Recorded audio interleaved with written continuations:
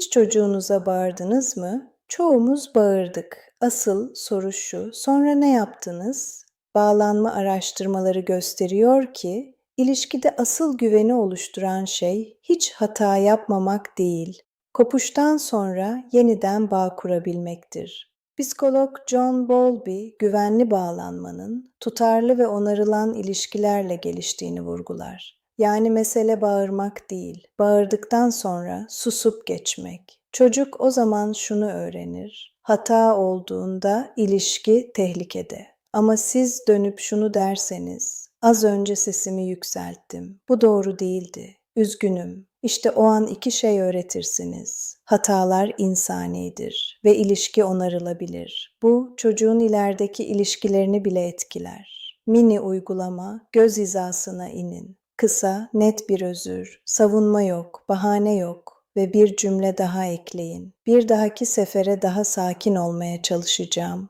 Bu cümle çocuğa şunu öğretir: büyümek mümkündür ve unutmayın.